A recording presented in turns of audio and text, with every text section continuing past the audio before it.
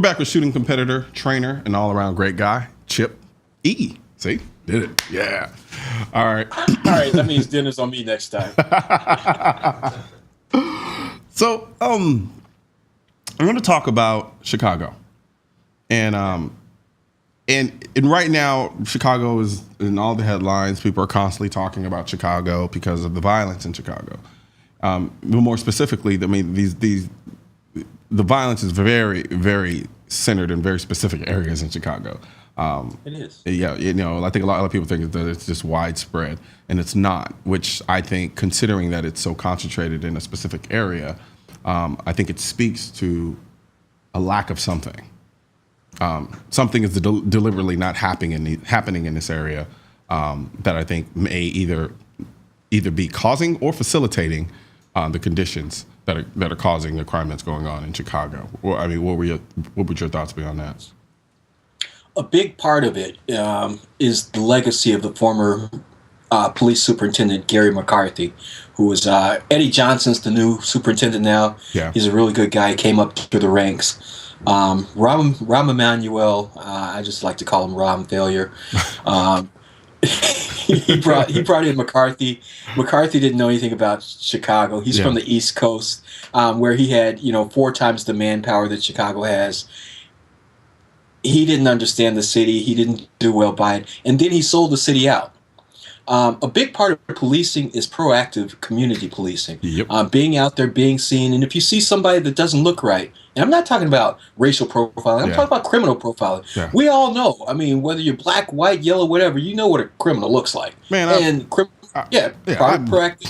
There've been plenty of times I've decided to cross the other side of the street when I saw somebody white. Plenty of times I was trying to see somebody black. There were a couple of women I didn't see that I crossed the street for. So, exactly. There's just an intuitive, instinctive nature to all of us, where we can kind of discern, okay, something's not right. And I'd rather err on the side of being wrong about it and living to tell, I'd rather err on the side of being wrong about my assumption and then continuing with my day, maybe causing some level of offense, maybe if it was overt. As opposed to, second guessing my intuitive nature and then finding myself in a pretty bad situation. And we're trying to be politically correct instead of being correct for what your intuition tells you. Which I don't want people to hear. That is a justification for profiling in a sense, in a more racial sense of the word, so to speak. But yeah, go ahead. Sorry. Yeah, no, but so I was saying, so typically, probably when you and I were growing up, me growing up a lot before you, but, it was typical that the police, if they stopped somebody, they saw somebody, they make what's called a contact card. Yeah. And basically they just say, hey, I had contact with this person. And it was for their benefit too. It was for the policeman's benefit and for the person they contact. So if they said, hey, this happened, they can go and look back. Yes, that officer did have contact with you. But the thing is, with those contact cards, that's proactive policing. Let's say we go by a corner where we know that there's a lot of drug action, okay? Yeah. We know there's a lot of crime going on, okay? And we see Hillary Clinton and Barack Obama standing at that corner, okay? So what we do is we make a contact card on them. We say, okay, Barack and Hillary were hanging out, and we get all their details, And so now next time, let's say Hillary goes and does something and we can't find her. Yeah. We're like, oh, well, she used to hang out with that Barack guy. Yeah. So that's part of it. Well, now the ACLU, they came in when McCarthy was there, and McCarthy just folded on them. And McCarthy went along with them putting in place a computerized system to avoid racial profiling. Now it requires 70 different fields. 70 different fields you have to fill out for a contact card, which used to be basically an index card. Yeah. You put down name, description, date of birth, whatever you had.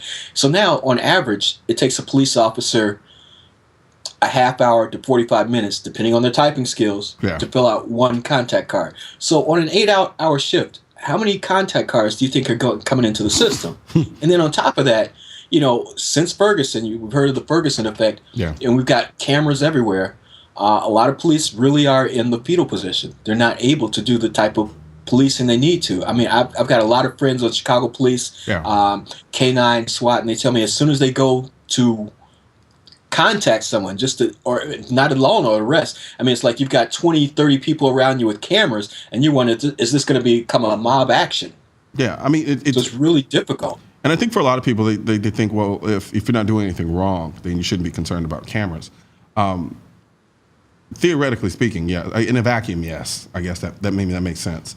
But the way things, I mean, you could post something online and I can post something online. It'd be the same video and you'll get two different responses. Right, absolutely, absolutely. But it's not just it's not just the aspect of the camera. Yeah. It's the aspect of, I mean, you got these people who feel like now, because they have a camera, now they somehow feel empowered. Yeah, it's like, I think people, you step. Yeah, I think people fail to realize that sometimes when you're utilizing a camera, let's say you're recording a stop or you're seeing something, you're recording it, you're not the director on an action movie. It's a passive thing, and I think a lot of people try to use it as justification to harass. And I think that's where the line gets crossed. I don't have any problem with people filming the jobs of police officers and the things that they're doing, but I've seen some videos where it's like you're just using the camera as an excuse to harass the cop from doing the job that he's doing, and that's when we start to have the issues that we have, and I think that's where we start to run into situations where cops are a little bit more are forced to kind of focus on dealing with people harassing them while they're trying to deal with something a little bit more important. Or some people actually getting in the way of a particular arrest or situation that's ongoing. Yeah, no, you hit the nail on the head. Exactly. Yeah, because they suddenly think they become part of the media because they have a cell phone camera. Yeah. And like I said, and they start, and there's always that one person, who starts instigating and wants to talk loud, and this is my right. And then, like I said, it makes it dangerous for the police officer because it takes their attention away from their job. Yeah, and I think I think everybody assumes that anybody with a camera is engaging in filming and recording for altruistic purposes. A lot of times, people are engaging in the world star effect. They just want to have something that makes it onto the mainstream media and then get famous off of it for 2 seconds. And like I said, I mean, if you're going to record. I don't have a problem with that. Just be honest with yourself about why you're recording and how you go about doing it. I think you should respect the job that a lot of officers are doing and that's vice versa. I've seen some cops who have been unnecessarily belligerent to some people who were recording off to the side, not really doing anything. So there's always that two-way street about it. But largely, go ahead. I know. I don't want to touch on what you said about the world star effect. Yeah. That's a big problem, that whole world star effect. It used to be like, if I saw my friend fall, I'm going to help him up. Now it's, if I see my friend fall, I got to whip out my camera. I got to make sure I get it on my Snapchat, my Facebook, my YouTube. And then if I have time, then I'll help him. Then maybe I'll help you, right? And you're standing across the street. And it's like, what are you doing? All right. Now, what I don't want to do is disrespect the issue in Chicago and make it seem like we can come up with a conclusion or a solution to the issues of violence in certain parts of Chicago within the next 3 minutes. But off the top of your head, what do you think we could possibly begin to do, or some things that would help try to alleviate the violence that we are seeing in Chicago? Well, some of the things we can do is we can get more officers out there. Yeah. We've got a big problem now. We've got a lot of police officers who are going to be retiring. We're not hiring enough police officers in Chicago. Like I said, we already have about a quarter of the size of the police force that New York has. Also, we need to get the police in the communities. Right now, Rahm Emanuel is more concerned about keeping downtown beautiful, keeping it safe. Well, that's great. I understand we've got to protect tourism, but he's ignoring the South Side, the West Side, where all this crime, just like you said, 90% of it. It's not happening downtown. Yeah. 90% of the crime is not happening where the police are. Yep. No, you're absolutely right. They know where this crime is happening. They need to be there. The funny thing is, a lot of people will shrink back when you say, "Oh, we want more police in the area." Because I mean, there's just been this broad over vilification of police officers in this country, and they're like, "Oh, you want more police in this area?" And I'm like, "Well, in the safest places in Chicago, there's an overt presence of police officers there."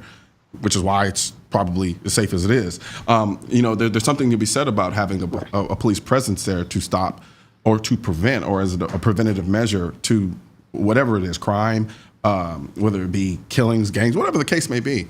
But the idea of putting that same presence in the very places where we need them most, for some people, they have a problem with that. And it blows me away a little bit because I'm confused. I'm like, do you want to solve the problem? Do you want to stop the killing, or is this just political?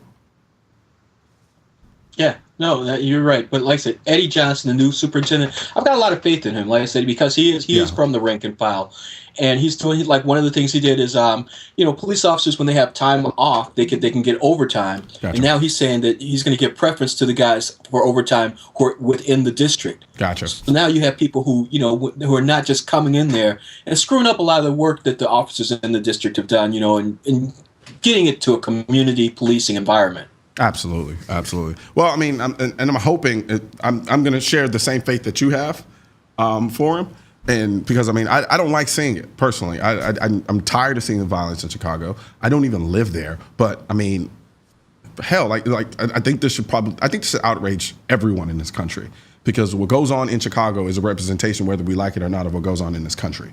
And I think it's doing an incredible disservice to not only people in those communities, because I think people forget that there are a ton of good people who live in these communities and are stuck in these communities for economic reasons and can't just leave. And to just kind of neglect it and just kind of let it be what it is, or it's just the one pimple on America. I think that's a problem. And I think there needs to be a more holistic approach in trying to figure out how to stop that problem. But without hyper-focusing on firearms all the time, which we've already demonstrated don't work. Right. Absolutely. But, yeah, man. But I mean, like I said, man, hopefully things will change. And until they do, we'll keep doing what we do. I definitely need to get out there to Chicago and hang with you. We'll show you a good time. Yeah, I'm all for it. I'm all for it, man. But it was good speaking with you, Chip, and I hope you come back and join us again. I'm looking forward to it, Colion. Absolutely. Take care of him. You have a good one. When we come back, Jen Jakes from BearingArms.com joins us live from the Great American Outdoors Show. Stay with us.